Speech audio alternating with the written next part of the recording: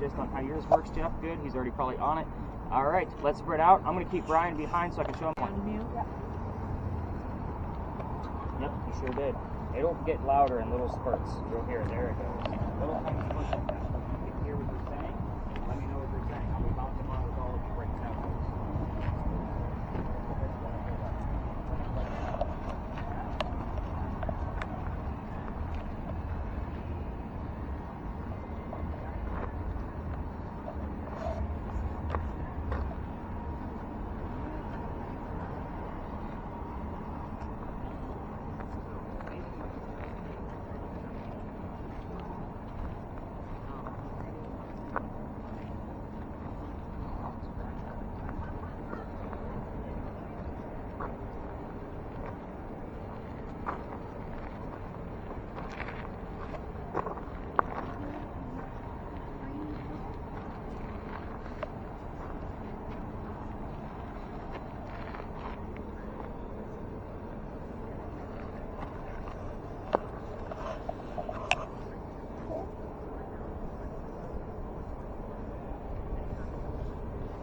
I'm gonna untether this. Oh, there.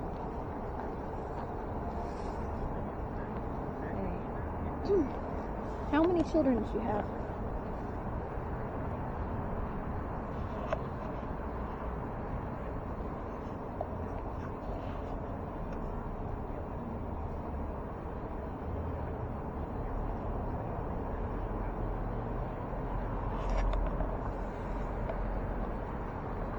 How many children did you have?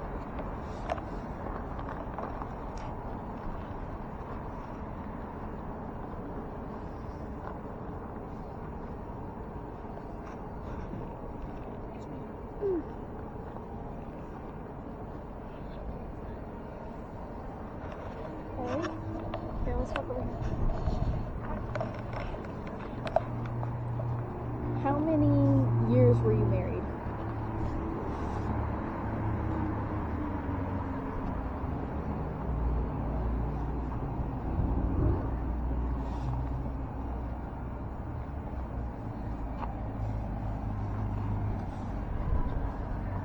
Devastated injuries.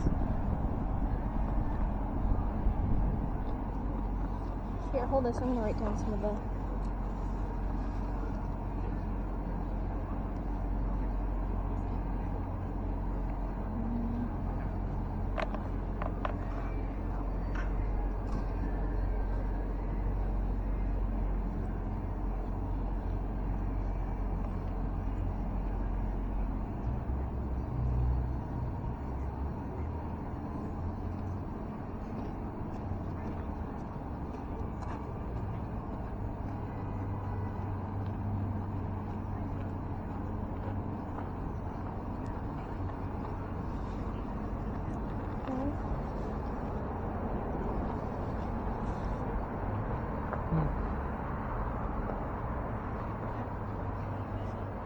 Did you think for however many children?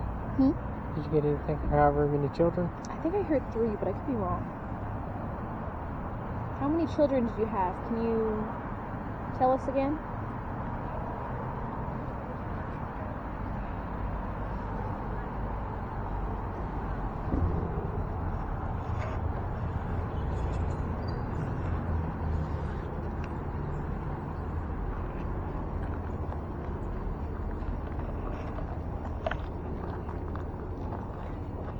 Okay, I gotta read that thing about the Indiana Jones, because weird. How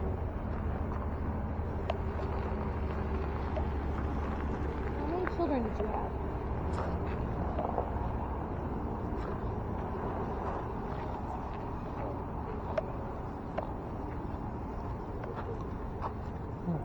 What's their names? Hmm? Try to look at the names. Oh, yeah. What were their names? What were the children's names? Just turn it down.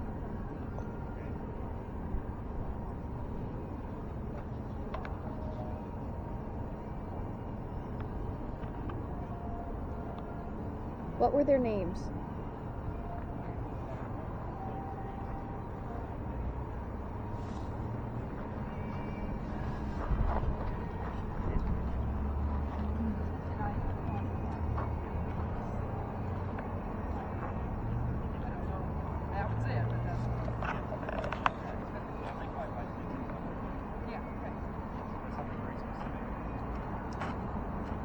right. Did you get anything out of that guy yet? A little bit. What'd you I get?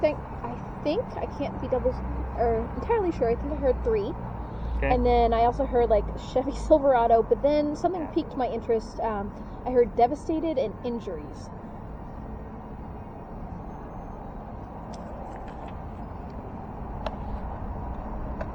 Okay. No. Yeah. A little vague.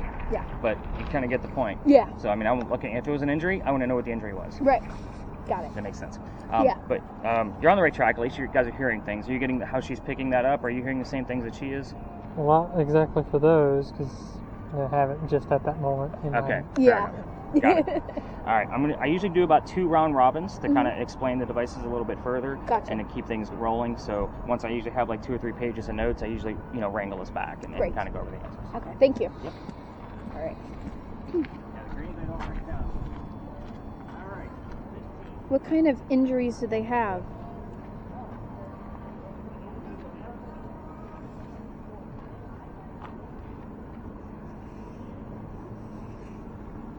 Just thinking a taxi could be carriage. Yeah. I'm gonna look at that.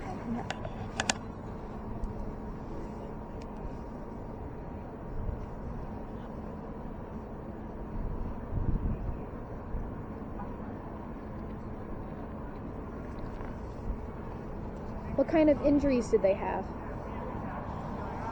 See, that came up again.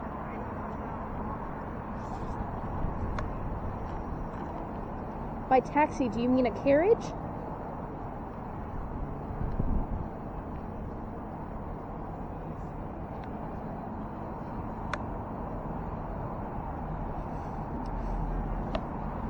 What do you mean by taxi?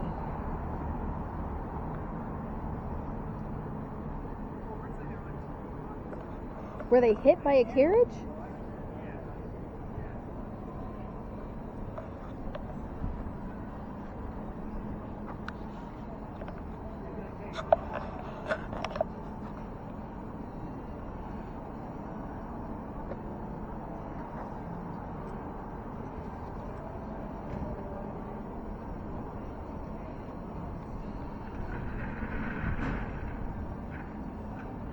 What were their names?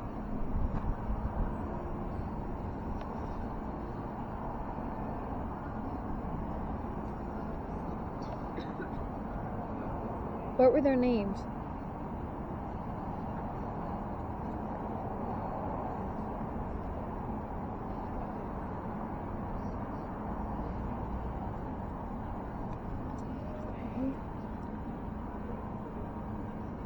How many children did you have?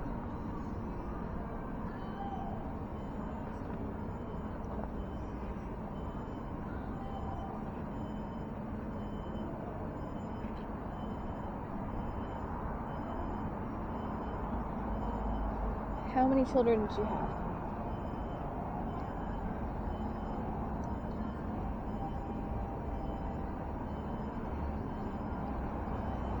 I don't know why taxi came up twice though.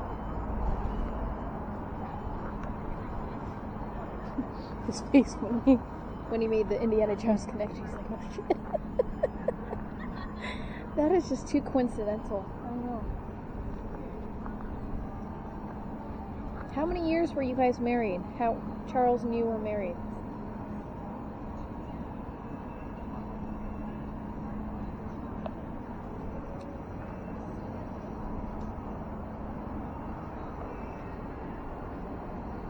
Didn't I just hear devastating injuries again?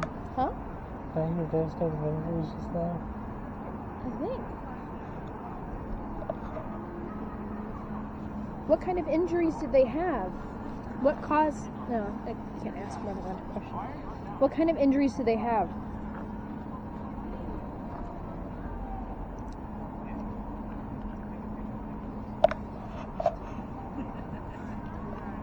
Daytime causing congestion?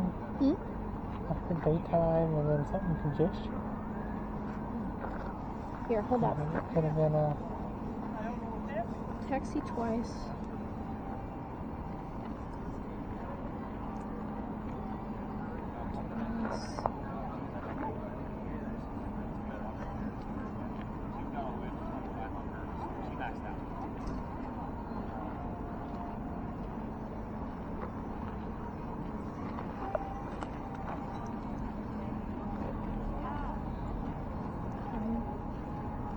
What kind of injuries did they have? Well, I guess devastating would be. But like, was it a? Did they get ill?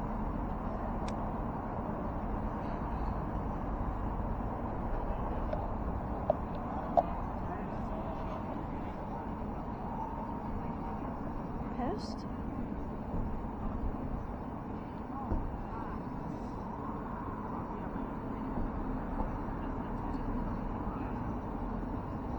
I'm not for sure on that last one.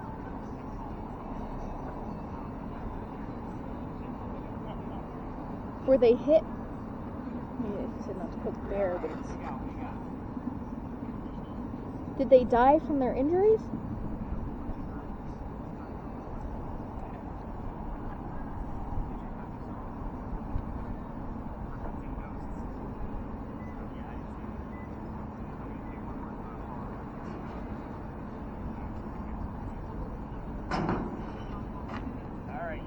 One last follow-up. Yeah, so we heard devastating injuries again. Okay. And then we heard taxi twice. Taxi. Yeah. Interesting. Yeah. What's being heard on Kathy's device actually matches up with yours. It's Oh. still not, it's very interesting. I'm going to explain it once we get together. Very interesting. Huh. So she's collaborating. Yeah, what we said. You guys are getting weird things that are like matching together, but nothing's really like solid concrete. Like, because the word That's weird. Yeah, it's just weird. Like, I don't want to say it's coincidence. This is really weird. But they're getting things on their device, and then Kathy over there is getting things on her device, and they match up. It's not the same thing, but if they do match up together, it's very weird. All right, we're going to go right back to where we started. So let's kind of get this party wrapped up. All right, guys.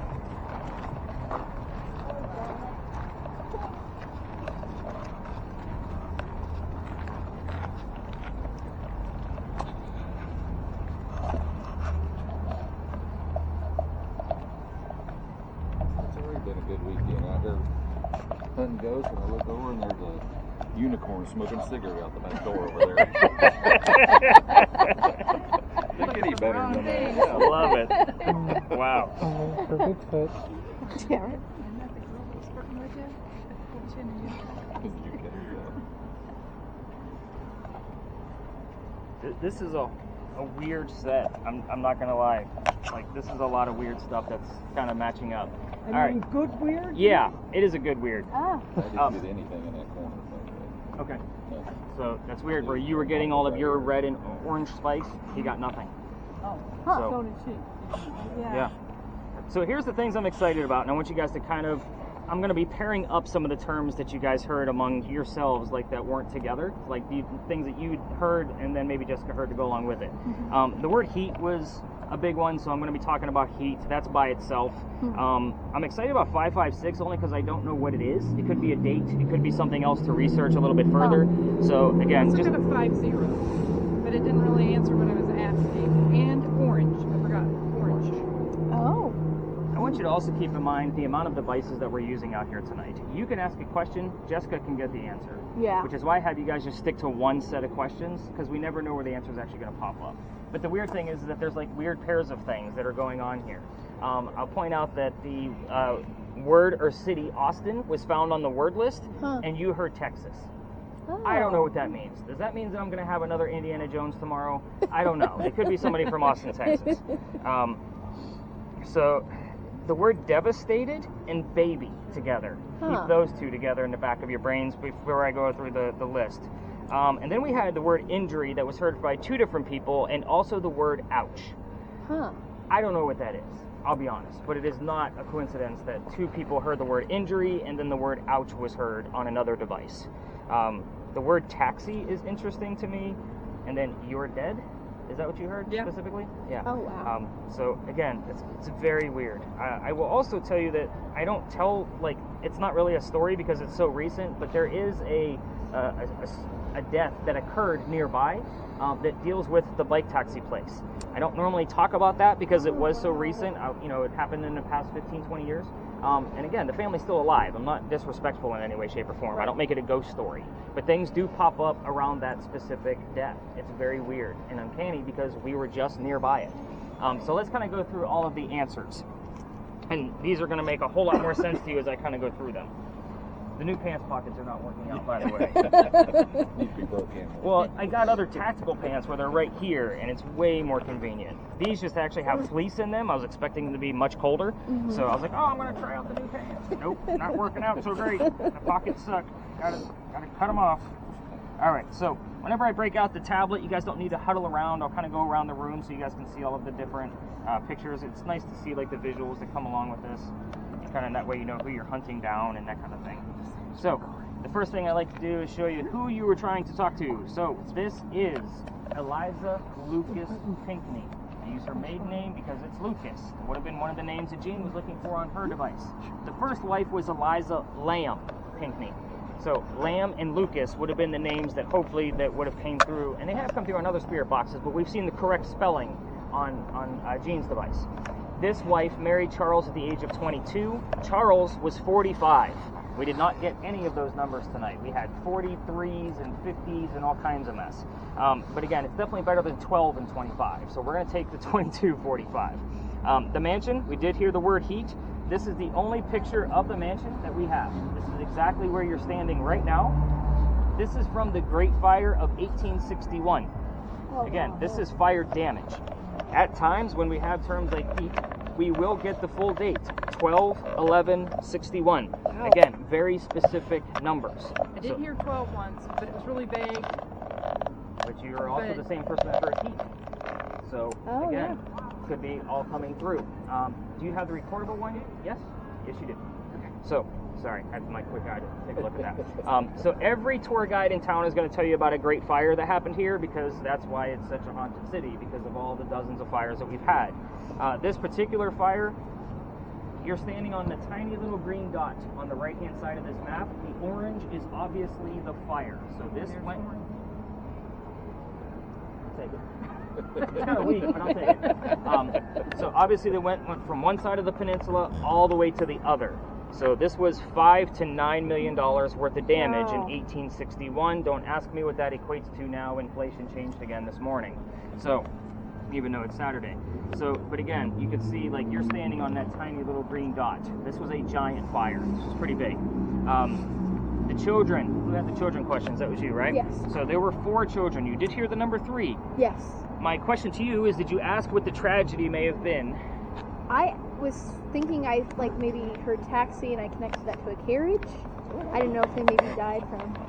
Well, I didn't know if you were asking Eliza directly. No, I did not. Okay. I just had the general.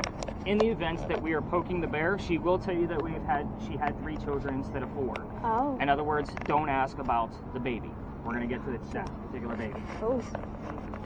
I heard baby over there. Yeah. Oh. That's why I wrote it down. Again, we had devastated and baby. Mm-hmm. So that's a pair that I was kind of like, that's another one, definitely relevant. Mm-hmm. Here's how this goes. We're going to go through the children very quickly. Charles, we already talked about, signer of the Constitution. Next one is Thomas. He fought in a Revolutionary War battle, captured by the British and shot in his left leg. When the British released him, he was left on a cane the rest of his days. We didn't get anything relevant to Thomas. I'm just giving you the clues that I look for when it does show up.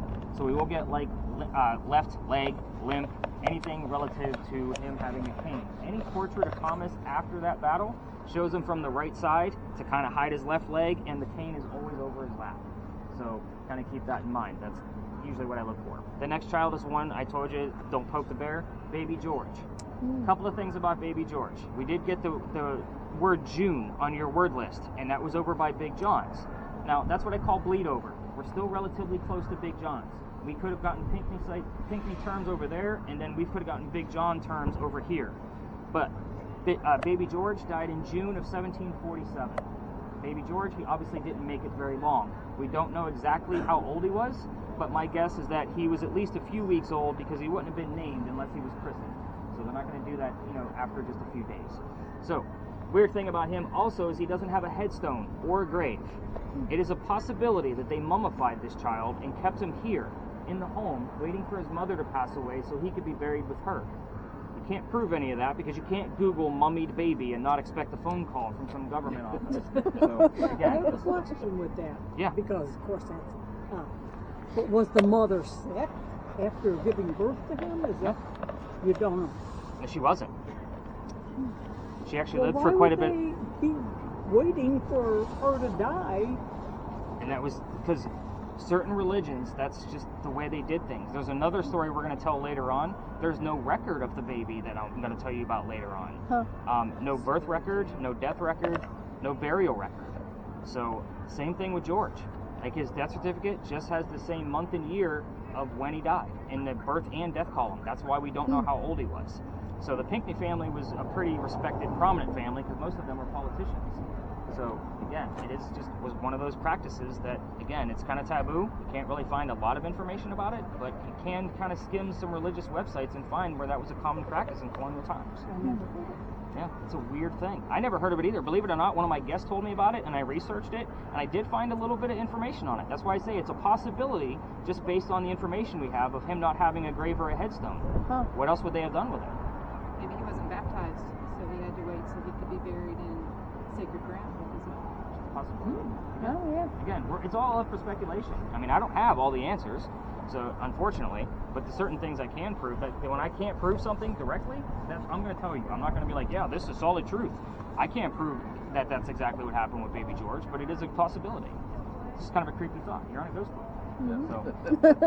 So, it's going to get even more weird, by the way, when we talk about Eliza's death, because you asked if she was sick after childbirth, and she wasn't. We're going to talk about Eliza's death in a moment, because there was one more child. Her name was Harriet. She married Daniel Ory. Myrtle Beach is Ory County. That kind of gives you an idea of where she lived. Oh, yeah. So that's about 2.5 hours north for us. Wouldn't have been 2.5 hours north for Eliza, because she didn't have a car. Lots of letter writing in between the two of them.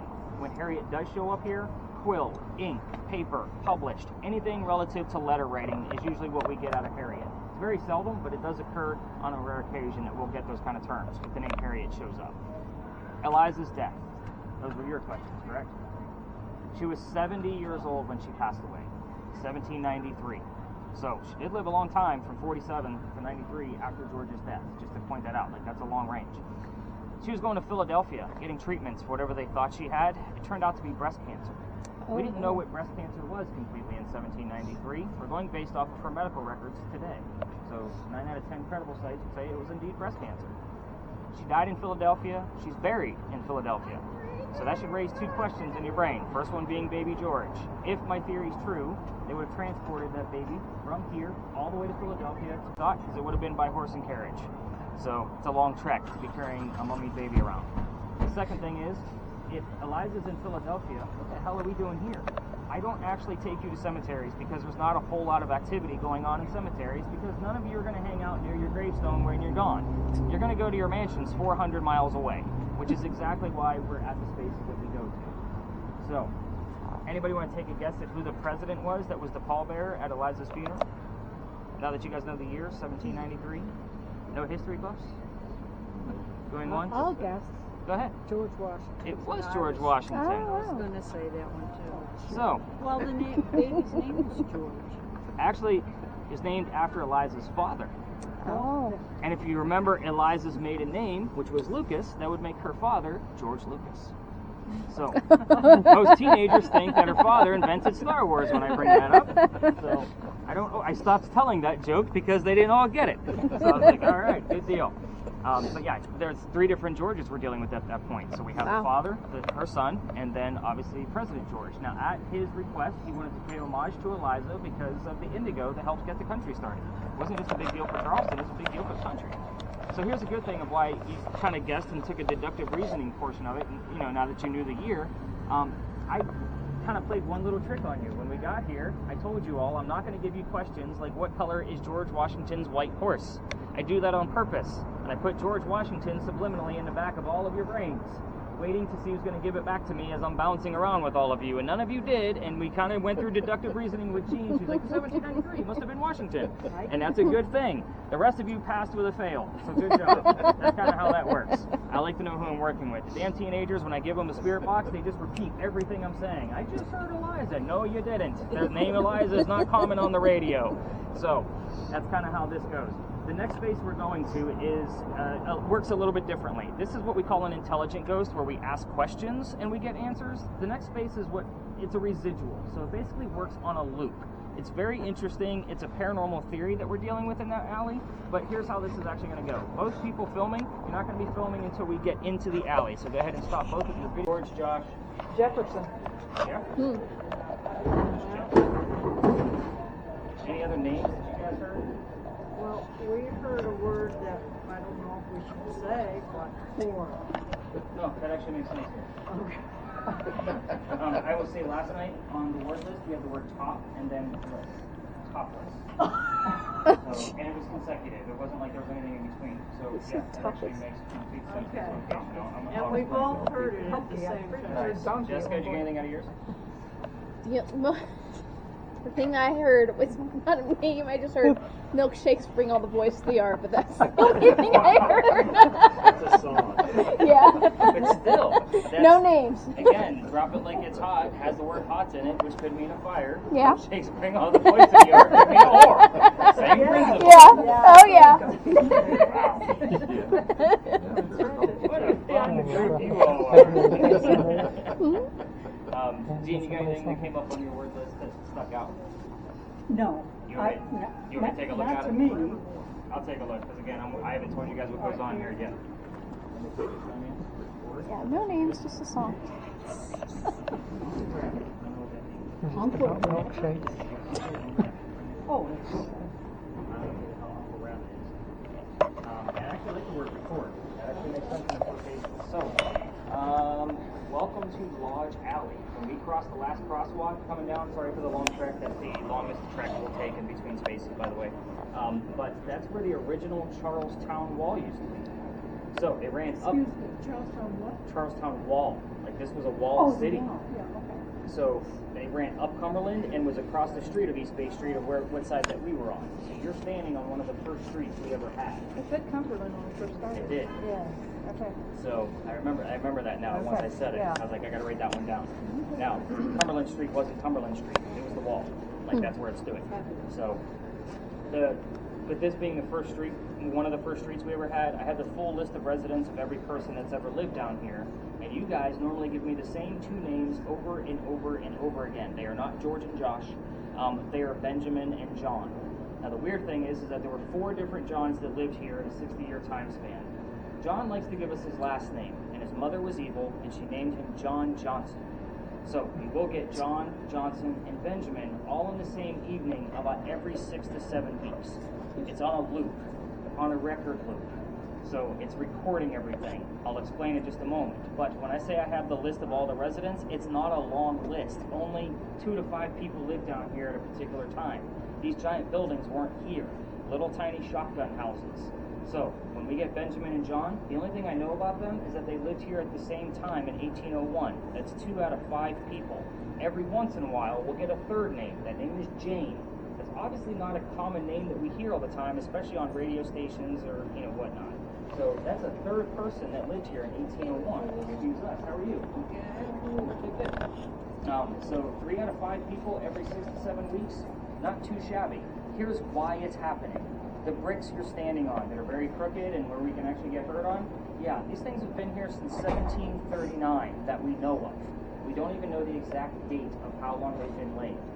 So, they're made out of granite. They're called Belgian blocks. They say that any type of material that's made straight from the earth, like granite, and has been in the same place for a long period of time, can hang on to the memories of the things that occurred here. In other words, it's recording it for us. We have the word record on the word list. So it's kind of a vague reference, but it does work in this situation. So basically, it's on a loop. Every 6 to 7 weeks, I wasn't necessarily expecting you guys to hear Benjamin and John tonight, but I never know. The other thing about granite is it's not supposed to hold an electrical charge. I want you to literally set your device on any brick you want to and kind of see if you get any numbers above that 2.5. I would expect up to 1.1 because that's natural from the earth. It says 0.8. Again, we're on week 3 of that loop. So again, I don't really expect a whole lot out of it. You can go pick it up. We're probably not going to get anything out of it. But it has gone all the way up to 15, which is a pretty high spike for this location. I will explain what it's measuring a little bit more in depth real quick, since I didn't do it back at the Pinckney Mansion site. We did get up to a 34, was that right? 34.1. Yeah, so in that space, there's no electricity at all. There's no running wires or anything like that. If you were to put Brian's device behind your TV set, where there's a bunch of wires and it's plugged in and whatnot, it's going to read about 40 to 60, depending on how many things you have plugged in. It's a pretty decent spike, but it's still a safe amount. If you're standing next to your microwave while it's running with this device, it's going to say about 150 to 170 milliamps. So the highest I've ever seen that device go has been inside the Pinckney Mansion site where we just left. It went all the way to 214. It's almost as bad as putting your head inside the running microwave. We left. I have epilepsy. I don't play with electricity in the air when it gets that high. Normally triple digits, we leave a space.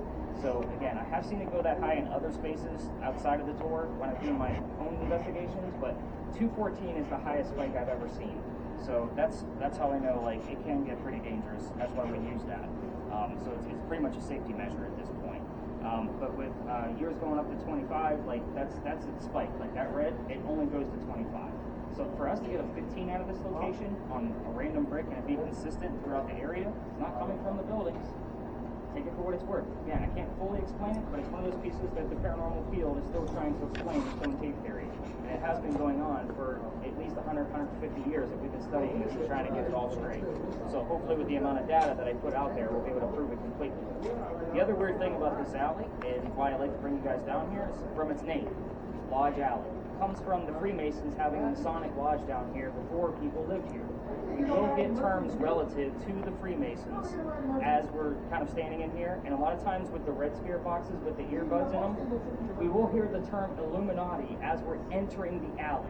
The funny thing about the word Illuminati is it's radio stations. Who the hell's talking about the Illuminati on the radio? Like, that's the first question. The second question is, why are we only hearing it while we're here and no other space that I go around Charleston?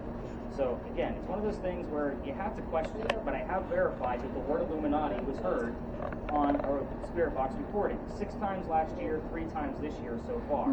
Other terms have come up like founding fathers, symbols, masonry, like a lot of weird terms will show up, and those are not part of the loop that I found. So that 6 to 7 week loop that I talked about earlier, not part of that. They just show up randomly. It's very odd. Again, I don't want to go into conspiracy theories of the Illuminati with everybody because we're ghost hunting, but it is just a weird anomaly that will show up from time to time. Did we hear anything or see anything before we move on to the next space? Again, this is not a space where we spend a lot of time, but we do capture things here while we're kind of stirring things up by talking about it. Before we turned in the alley, I think I told you, I heard forevermore. I don't know. But I'll write it down, and also the Cumberland piece, because that's significant also. Now, the next place we're going to is another alley. However, I can't take you all the way through it like this one. I've been kicked out of the other end. It is because it's residential. Again, when I first started doing this, I didn't know all my full boundaries just yet, and I'm the guy who got caught because I have all the blinky lights and noisemakers with all the stuff you guys are holding. I'll explain that funny story once we get in there because it is relevant to the next place we go to after that. But we're going to stick to one side of the alley, and we're going to start seeing those other larger groups at that point, and we're just going to stay out of their way, and we do our thing on one end, they do theirs on another. So we're into the more touristy type area. We're hitting the French Quarter. So, any other questions about the stone tape theory? Because it is a weird thing to talk about without really fully knowing a whole lot about it on your end. Alright, let's go talk about some dueling ghosts up in the next one. It was named Philadelphia Alley after dueling became illegal and stupid, and we named it after one of the cities that helped us financially for one of our fires that we had that I talked about earlier. So that's why it's called Philadelphia Alley now, but it's known as Duelers Alley. Here's how this story goes. Every tour comes down here. Again, you've already seen a handful. And we all tell the same story. However, I give you a little bit different detail because we're ghost hunting. It's not a campfire story with marshmallows. We lost the Indiana? Oh, he's going back yet again. Okay, good deal. So, here's how the story goes. A doctor moves down here from Rhode Island. His name is Dr. Joseph Brown Ladd. His name shows up often. He moves down here because he's supposed to get married to his fiancée, Amanda. Amanda just inherited a bunch of money from her dead parents. She has an attorney helping her out with all of this cash. The attorney thinks that Dr. Ladd is just after Amanda's money. So he tells Amanda, get rid of the doctor. So Dr. Ladd moves to Charleston to prove that he's not after Amanda's money. The coachman that brought him into town set him up to be robbed and killed. it wasn't a good start to his new life in Charleston. Somebody was walking by and seeing what was about to happen. He knew the coachman and knew that the coachman was going to try to kill this newcomer. His name was Ralph Isaacs. I stopped on Ralph because Ralph has the same initials as where the doctor came from. Rhode Island, Ralph Isaacs. Before I even had the Ouija board, the letters R.I. were showing up on different spirit boxes. This is the reason why I bought the Ouija board, so we can get the direct initials. So again, it's been showing up on other things, but I wanted something a little bit more direct. We've had it once in this location since I bought it so far, which has been good. So, back to Ralph. Ralph tells the doctor, you don't want to go in here, man. I know this guy. He's going to try to kill you and take all your money. So I got some friends at 59 Church Street. You can stay there, rent a room for my friends, and you'll be safe. Dr. Ladd takes him up on the offer, and the two of them become friends. It was a legitimate cause. Like, you're looking like, yeah, it's a little sketch. I don't buy it. 1780s. So he's renting this room at 59 Church Street. Him and Ralph are friends. The doctor's practice starts to take off. He started a medical practice here. Amanda gets word that he's making his own money and he's proving his point. She's going to be moving down soon, which makes the doctor very happy. He's a whistling guy, so they named him the Whistling Doctor. You can actually Google the Whistling Doctor and get this story. Like, that's what it is. I will also point out that every haunted city you will ever visit has a cliche whistling ghost. So I'm going to go through the evidence of this location here in just a moment. Dr. Ladd and Ralph go see plays together, but they can't sit next to each other because the doctor makes more money. He gets better seats. That's just the way the hierarchy of Charleston worked. So they go see Richard III one night, and they're arguing over the new actress on the way home. Dr. Ladd thought the new actress was fantastic. Ralph, not so much. Turns into a heated argument when Ralph starts insulting the doctor's fiancée back home in Rhode Island. It obviously gets very ugly. They go their separate ways, but I told you Ralph has friends here. He goes to his friends at the newspaper. He puts an ad in the paper telling the whole city of Charleston what he thinks of the doctor. Kind of a disgrace to society kind of mentality. Kind of a jerk move if you really think about it. Dr. Ladd, it goes back and forth a little bit between the paper bit. I won't get into that. But Dr. Ladd eventually rebuttals with, let's just go to Jeweler's Alley. Let's settle this. Somebody's going to die. So they came down. They took their 10 paces. They turned. The doctor pointed his gun in the air and he shot her. Which is often what happened at a duel, by the way. He just had the courage and bravery to show up to the fight. Ralph turned around and he puts his one shot in the kneecap on the doctor. Dr. Ladd drops to the ground. His friends pick him up. They carry him home to 59 Church Street, where it is said that he died either 4 days later or 10 days later. If it was 4 days later, yesterday would have been that date. So, because he died on, actually today would have been that date, if I'm thinking about it, because he died November 2nd. So, very interesting piece. Now, the campfire part of the story is they say, as you walk through this alley, you can hear the whistles from the doctor. I used to take my groups all the way through. We are using a voice recorder right now. It's another reason why we use earbuds with the other spirit boxes, so we're not interrupting. But since we've been coming into this portion of the alley, I used to tell the story just outside of it, because again, I got kicked out of here. I'm going to get into that in a moment. We would actually get songs with just the whistling part of the song, or the word whistle itself. Like, it's not like I'm looking for these things, guys. They just happen. So, at the same token, it's always quiet down here. Even without the tour down here, you can kind of get a gist of how quiet and peaceful it is. It's like this on a busy Saturday afternoon.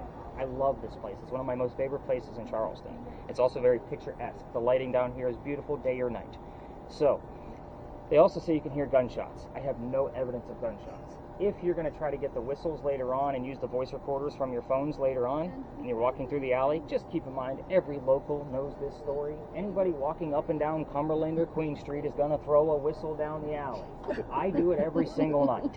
So we end over there, but my car garage is over this way, so I have to pass the alley every single night, and I always throw a whistle. If my daughter's on the tour, we race to see who's going to throw the whistle first. It's just a game we play. So here's how I got booted out of here. Here's the fun part of the story. Now it's going to get really quiet, right? So this alley didn't come all the way through. It kind of was blocked off because this is where they kept the livestock for the city of Charleston. It was used to be called Cow Alley. The word cow and livestock has shown up here in the past, by the way. So that means the bricks on that side are older. I would always point out those bricks because those bricks are sun-dried from slave children. There's one full handprint from a slave child in one of those bricks, and there's fingerprint swipes in others. And I'd always point them out because I'm sure you guys picked up on I'm all about the history, and we all need to see it to show how far we've come from slavery. I don't care about the diversity in my group. It's a matter of we all need to see it. So, my group, however, always likes, because you're holding equipment, you guys want to get something out of that brick. So, That kid is not staring at that brick in the afterlife. I treat it the same way I do a grave. He's not there. However, November 26th of 2020, yes, let's go way back. So my entire group of 10 decided they're going to huddle around one brick and try to get a reading out of it, or hear something from a spirit box. And I'm trying to scurry them along because it's outside the dining room window of the beautiful mansion at the end of the alley. And that gentleman was not too happy with me. My daughter thought it was funny because he come out yelling and Dad's getting yelled at. So we moved on. The next day was Thanksgiving. I did not have a tour because you all now know that I worked in retail management for over 20 years and I'm never working another Thanksgiving in my life ever again. Many of those years were with Walmart. Now you completely understand why I'm never working another Thanksgiving ever again. The next day was November 28th. Yes, the dates are relevant. I'm getting to it. November 28th, I was asked to either go down halfway, which is what we're allowed to do, because that's the cutoff part, or to reroute my group. I decided, yeah, we're going to part the seas for this group coming through. No, you're good. They'll find their way. Excuse us. How are you? Good, how are you? Good.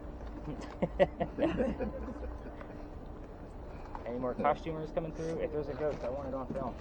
That's good social media.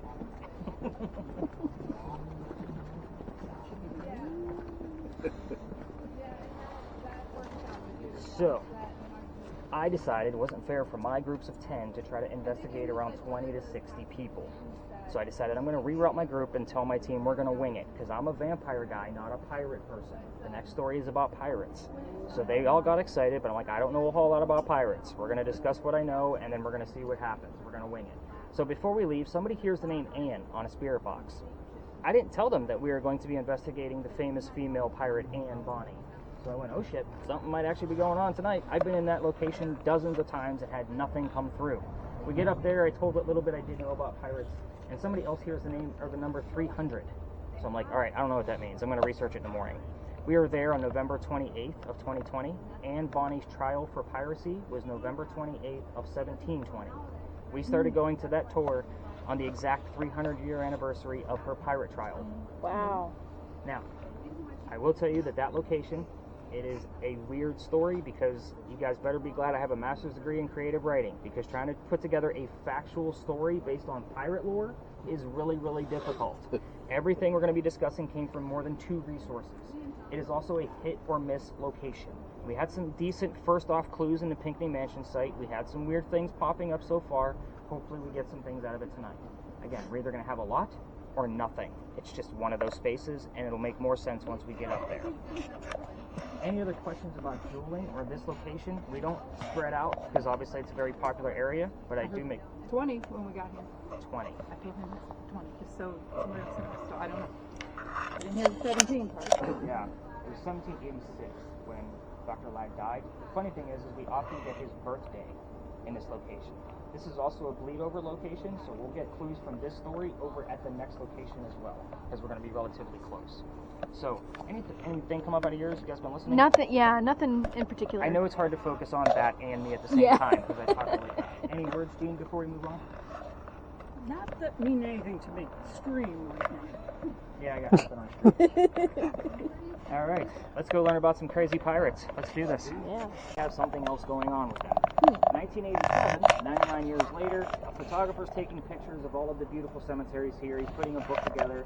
He goes back to his dark room, and he's developing photographs, and he captures a full apparition in one of his photographs. It's 1987, so he doesn't have the technology that we have to try to figure out what the hell's going on with it. So he sends it to Kodak. I don't think I have to explain what Kodak is to this group. This is really nice, by the way. Most teenagers, and I rag on the teenagers, they think it's a bear. So put that in the back of your brains. But anyway, Kodak doesn't know what to do with the picture other than authenticate it based on the camera that he said it came from and that it has not been altered. Here's the thing about the photograph. I am going to show it to you, but it does have a curse attached to it. Curse to females directly. Females that handle it, even in a digital format like my tablet or your cell phone, they're said to get the same symptoms we talked about at the beginning: the headache, the nausea, the dizziness. Pregnant females are said to not have a good pregnancy based on the gist of the story. I'm not going to be the guy where somebody had a great honeymoon and 9 months later I cursed your family. In other words, don't touch my damn tablet when I come around the corner. I will zoom in so you can see the ghost. So I'm going to go around 2 by 2 because, again, it's one of those, you kind of need to see it a little bit more up close. So that way you guys could know exactly. They're making it this big elaborate drama over there. I will tell you, just based on my research skills, that I've been trying to find out more about like where Sue Howard Hardy lived, which by the way, her initials, who wants to tell me what Sue Howard Hardy's initials are? It's cheesy, it's campy, but we do get it a lot. Exactly. So we get it all the time. The George Washington style. Can't hear. She thought she had feedback. So. All right, let me find a photograph here. Wow, you guys Excuse me, I've got to interrupt. tolerance, yeah. No, here's the good thing. So normally I have a heckler among you. So again, there's usually somebody in the background who was dragged here by a husband or whoever. That's me. But you know what? Al's been laughing. I've been seeing him. He's a silent laugher, but I can see teeth. Like, we're good. So that's the whole point. You're here to have fun. Here's the ghost. So this is the full picture he took. Your apparition is a woman praying over her own grave with the baby basket right next to her. The ironic thing, because there is a baby basket in here, the word basket showed up in this location twice. Last night alone. So full picture. Apparition right here. You see, you're looking at her back with the baby basket. This is probably another instance where we talked about where the baby's buried with mom, but I cannot find any record of the baby. I don't even know the gender of the child. That's cool. So your apparition is right here. You're looking at her back. She's praying over her own grave, and the basket is sure. Church, born again. Yeah.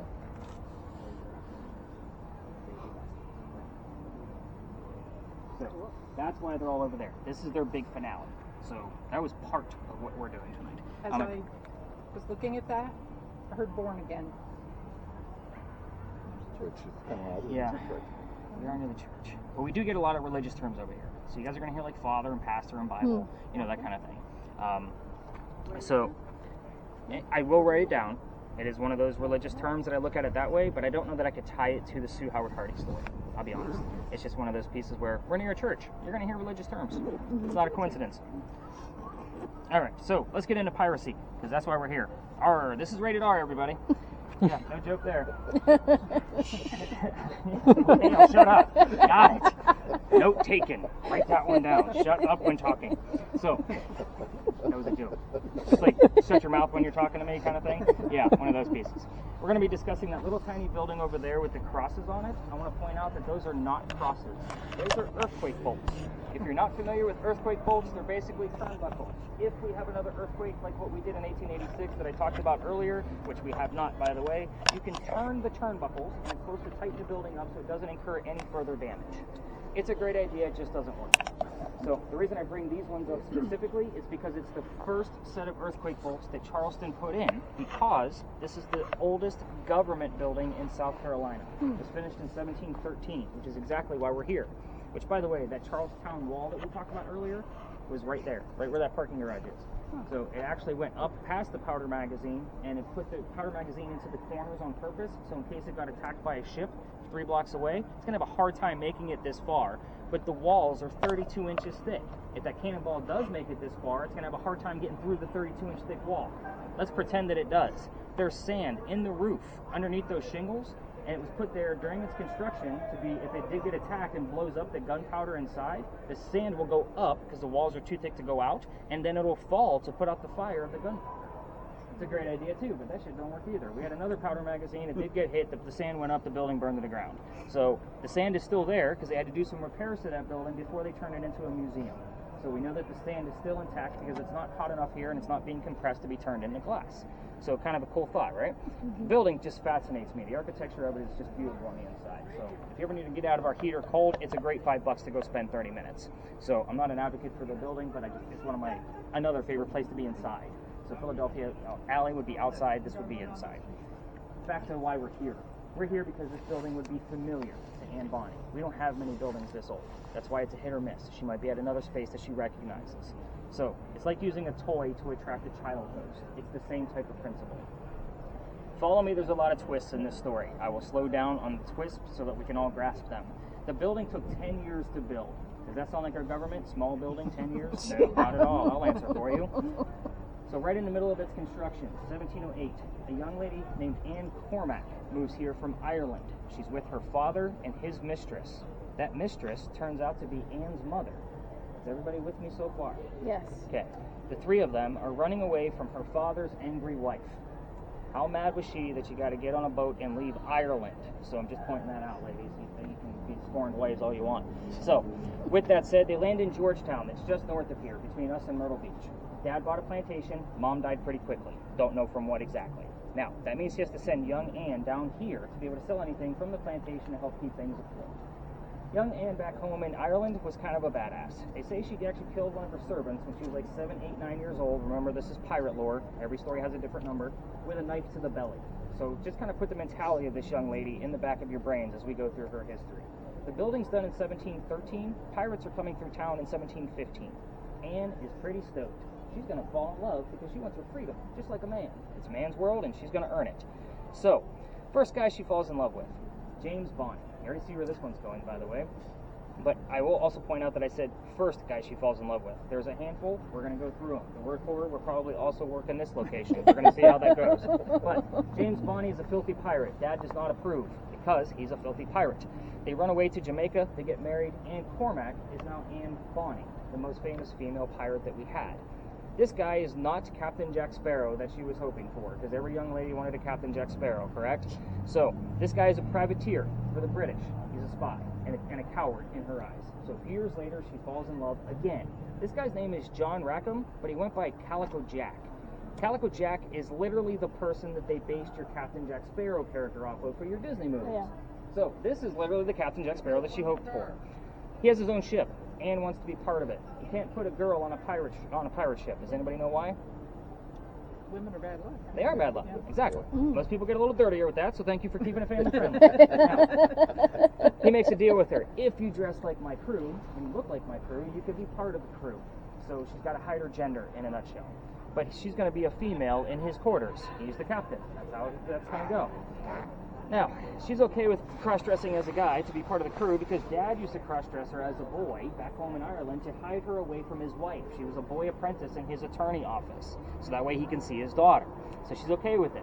But let's put two and two together. Being a female in Jack's quarters, she's eventually going to get pregnant. You cannot have a pregnant pirate dude on the crew.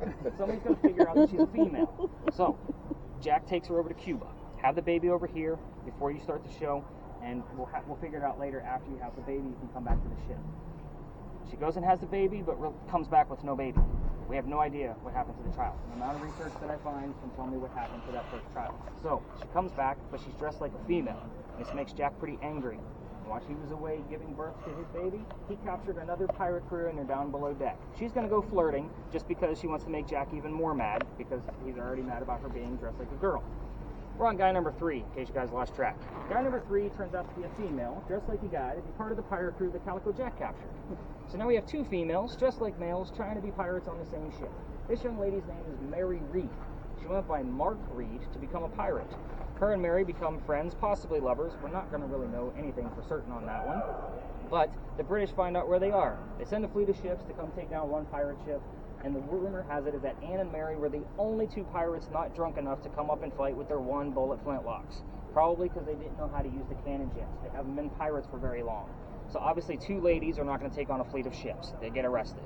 And as they're being arrested, she looks at her captain, her beau, Calico Jack, and she says, "I'm sorry to see you here, but you should have fought like a man instead of being hanged like a dog."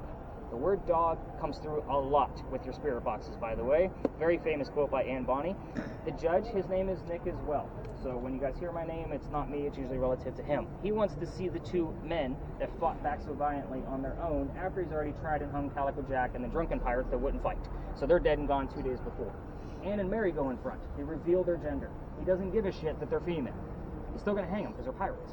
We plead our belt. Can't hang a pregnant woman in 1720. It's illegal. So they played their card, and the hanging gets delayed. He sends them both back to jail. Dad is still here in South Carolina with all of his Irish money, because remember, he was an attorney. And he bails out Anne, brings her back home. She remarries. That's husband number 2, but guy number 4, because we're going to count Mary Reed. We don't really know. She has 4 kids and dies at the age of 84.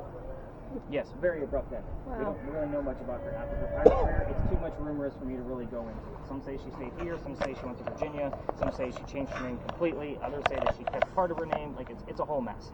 Mary Read, she died a year later in that Jamaican jail from whatever pirates died from in a Jamaican jail. Most books and articles will tell you that it was fever. I say bullshit. I think it's like really scurrilous and nasty and gross. You guys use your imagination. Pirates, romanticize it for yourselves. So, only two things I left out of that story that you guys can get started with your spirit box. I'm not going to give you a whole plethora of questions. In this space, you can ask whatever you guys want to. Again, you guys know what you're doing by now. You've been using my gear for I don't even know how long because I don't keep track of time with you. So, I left out the names of the parents, the father and the mistress. So again, you can ask what those names are. You can also ask the name of Calico Jack's ship. I left that out on purpose. That's an interesting one as well. So Brian, with yours, it's not about the numbers in this location. So the closer you get to those bushes up there, you're going to get a reading because of the parking meters, 2 electrical poles in the corners. Don't get excited. Okay. It's about the colors. Ask Ann Bonnie what her hair color is. So we're actually using 2 K2 meters tonight, so you can do the same thing with yours. Hopefully we get an answer. So that would be your little color device. You can ask what that is. For those of you with cameras that want to check out the front of the powder magazine, you can do that. You have to exit the lot and go in front of the bushes to the left. Just don't interrupt the other tours. It's the only thing that I ask. So again, Al, yours is always kind of a free-for-all because we're still learning about that device. So I kind of picked up on the fact that you were kind of dragged here, and I was like, oh, let's throw him the new gear. Let's see what that does. So any other letters that showed up on there that might make any sense? I don't think so. No word scrambles? Sorry, I'm pretty quick with the word scrambles. That's why I love that device. We can get those word scrambles. Any words show up on your word list before we kind of spread out a little bit? I'm sorry, no. Okay. I'm going to get a fresh set of eyes on it in the morning, and we'll see what comes up out of it. So, again, there's going to be other tours passing through. Just kind of stay out of their way, stay out of the way of vehicles. I'm going to be over there by that wall. Come see me in 5 minutes, because, again, based on what you guys tell me, I told you it's a hit or miss. We're either going to know that we're going to continue going, or we're going to wrap it up. So, again, this is a long story, which is very piratey and that kind of thing, but that's the fun part of this location. Let's see what we get. Did you hear anything, by the way? You're staring at not me yet. like you got something. Yeah. All right, let's spread out. Have some fun. All right. The name of the mistress and the dad and the ship.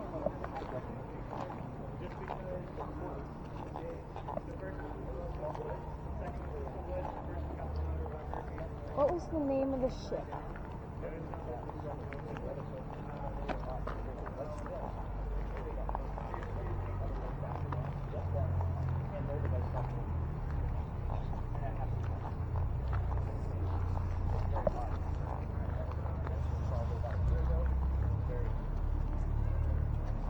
Love you. Okay.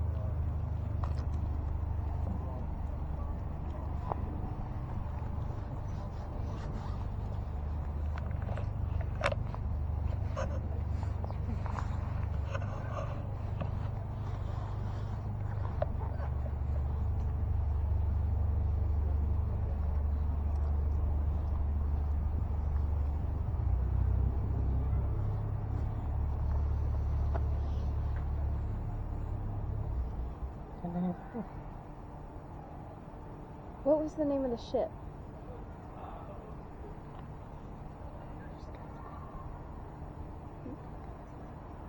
What was the father's name?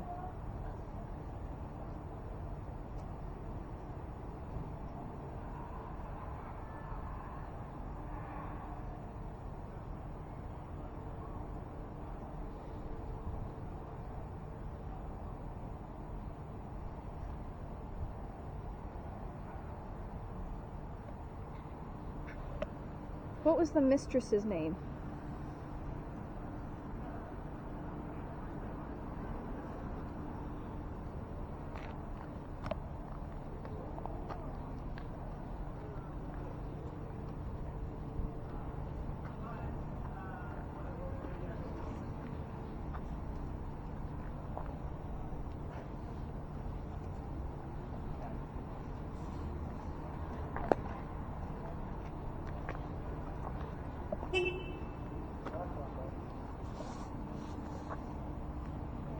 What was the name of the mistress?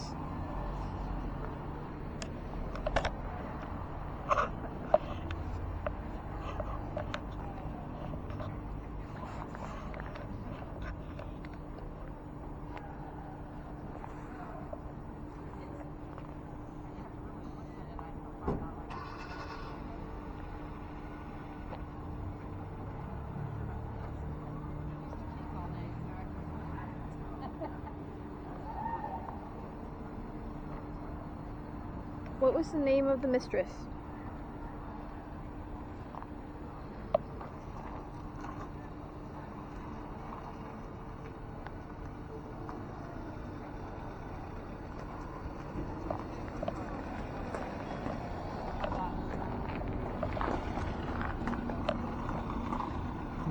What's the name of the Calico ship?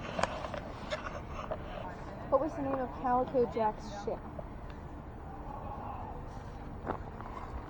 All right, you two. Talk to Nothing me, yet. Indiana. Nothing? No. Okay. Again, hit or miss. Told Yeah. you. I never know. Yeah, sounds like it. Some nights it's fantastic. You recording? Yes. Yes. All right, good deal. What kind of gear did you bring? Did you just have like your camera back there, like your SLR? Yeah, that's my camera bag. Gotcha. Yeah. Yeah. My wife's a photographer. Like that's what Oh. she went to school for. Oh, so great. I'm usually the camel too. Don't feel bad. But yeah, normally her bag is almost as big as mine. Oh, I believe it. So she was actually the one who talked me into carrying a camera bag versus like the canvas satchel that I had because I was like, well, let's see what I got here today. You know, I'm Santa Claus. This way I'm nice and organized. Yeah, Things are, you know. that's a great idea. Yeah, so this thing, and I've upgraded my bag 3 times because I keep upgrading the equipment. I either get something new or it's a little bit bigger, or I added a different piece, like, and now it just doesn't work. So again, I think I'm at my absolute max. I have a new piece coming in tomorrow. My wife doesn't know yet, but we're going to be playing with that one on Halloween. So it's a Tesla coil. So you can take one of those and you can attach it to a Tesla coil and it puts it into the air. Oh, that's awesome. So I have a Ouija board that I use every Halloween. So I'll have everything going. But yeah, that's going to be our new toy to play with for Halloween. Cool. So, and I bought the big one. Like it's probably this big. Nice. She has no idea. But I have a business credit card. She's just There you go. Like she's gonna like, Nick, what's the package? You know, what's going on? Why are we getting an Amazon package today? I'm like, don't worry about it. We're gonna have fun tomorrow. Like so. That is awesome. But yeah, she's into it. So. Oh, that's very good. But she keeps track of all the filming and all of that stuff. So we haven't had a session with the new camera that you have because that's a whole new upgrade. And the thermal is a massive upgrade since last Halloween. So we're going to be filming everything from every angle. So we're going to see what happens. Yeah, that's great. Yeah, really cool stuff. Yeah. So glad you guys are actually hearing stuff. I was telling Wonder Woman, like, this is not an easy thing to do. It's not. It's So, really not. You know, going through it, it can be very difficult. Yeah, and you know, you see all these shows. I used to watch Taft so much as a kid. I mean, Yeah. they exaggerate, they course they do. fake, It's and TV. they do all that. So Yeah, by the way, I just watched 28 Days Haunted on Netflix. Highly disappointed at the ending, as I always am. But you can see it's a lot of dry acting. oh, I'm sure. But they did have some relevant things about there, but I don't think they were thinking further outside the box like they should have. I believe it. I mean, based on what I study on a daily basis, this is, you know, obviously all I do all day Oh long. yeah. Oh, for sure. But these guys, like, they looked at 28 Days and the Warrens, and I'm like, did they not see that that's a lunar cycle? Like, how are they missing this point? Like, just to me, it just blows my mind. Yeah, Like, I it's a lunar believe it. cycle. So Yeah. those 28 days is a big deal. Yeah. So if you're going to prove it, go all in. Yeah. Oh, for sure. Don't just do a regular investigation like ghost hunters and walk away. No. Like, that's what they're doing. That's exactly what they're doing. I read there were so many bad reviews when I was researching it, Yeah. so it doesn't surprise me. Yeah, and it didn't take long because there was only 6 episodes. So I breezed right through them in a day, you know, just binge watched them, and I'm like, yeah, that was bullshit at the end. No, I believe it. Kind of disappointed. Yeah. All right, Oh keep yeah. listening in. Will do. Thank you. What was the name of the mistress?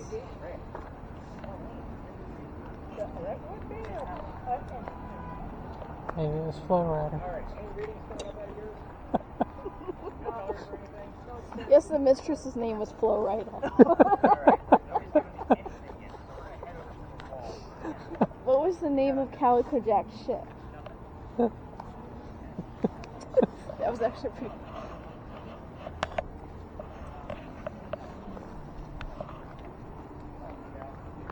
Well, what was the?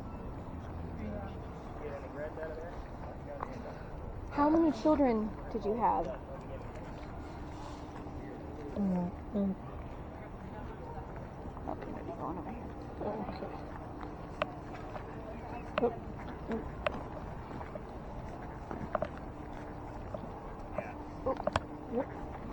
You're pulling away a little. All right. Let's go over the 2 little measly answers to the questions that I gave you, and then I'll start collecting your gear. You can ask me any other questions that you guys might have. This was an absolute dud at this location. I'm just going to put it out there. I'm not here.